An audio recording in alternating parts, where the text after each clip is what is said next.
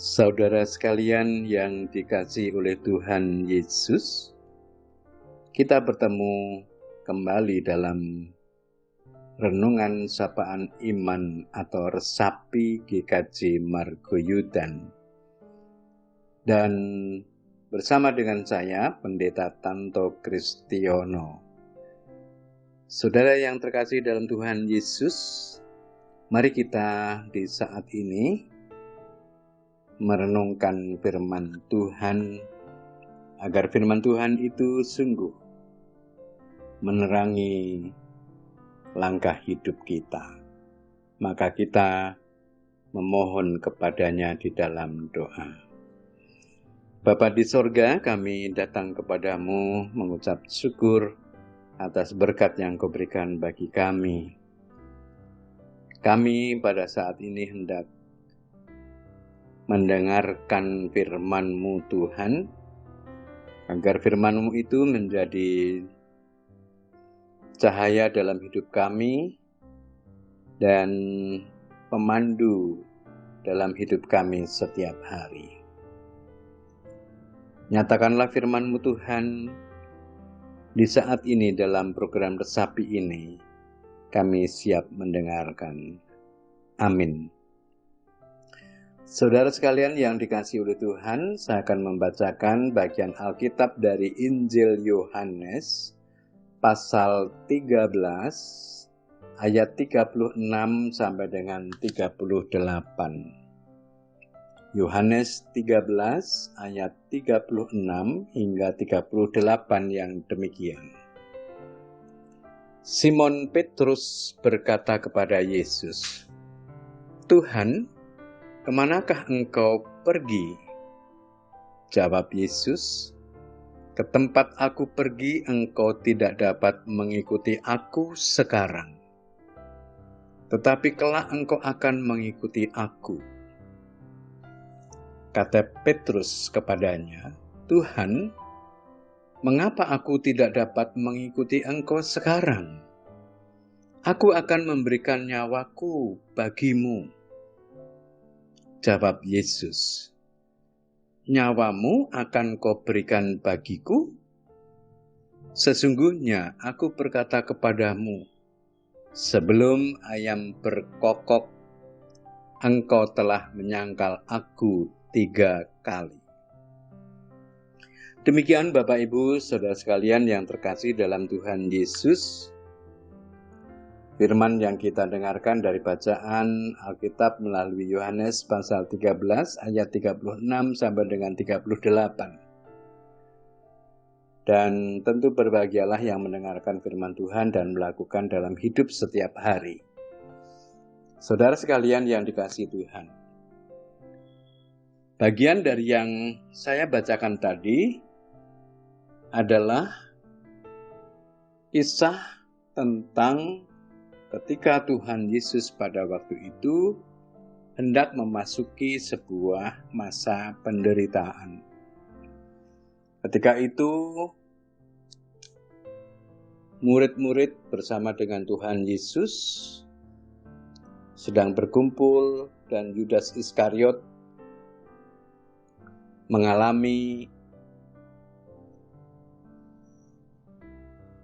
sebuah kejadian di mana iblis membisikkan rencana dalam hati Yudas Iskariot untuk mengkhianati Tuhan Yesus.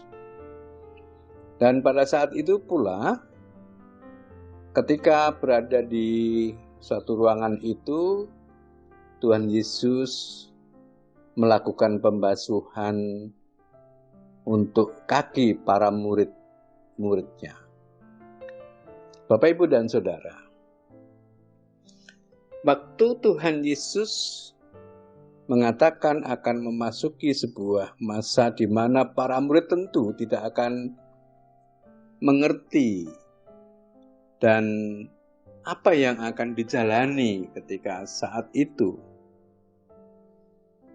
Dan Yudas yang sudah kerasukan iblis pada waktu itu menerima roti dari Tuhan Yesus, dan Tuhan Yesus berkata, Apa yang hendak kau perbuat, perbuatlah dengan segera. Dan para murid tidak tahu apa maksud Tuhan Yesus mengatakan itu kepada Yudas. Bapak, Ibu, dan saudara sekalian, ketika Tuhan Yesus kemudian mengatakan bahwa dia harus menjalani apa yang jadi kehendak Allah Bapa, Petrus sekali lagi masih belum mengetahui apa yang menjadi kehendak Tuhan itu, sehingga Petrus mengatakan, Tuhan, mengapa aku tidak mengikuti Engkau sekarang? Aku akan memberikan nyawaku bagimu. Bapak, Ibu, dan saudara terkasih, Petrus adalah murid Tuhan Yesus yang terpandang begitu, yang dengan penuh keyakinan pada saat itu, aku akan memberikan nyawaku bagimu.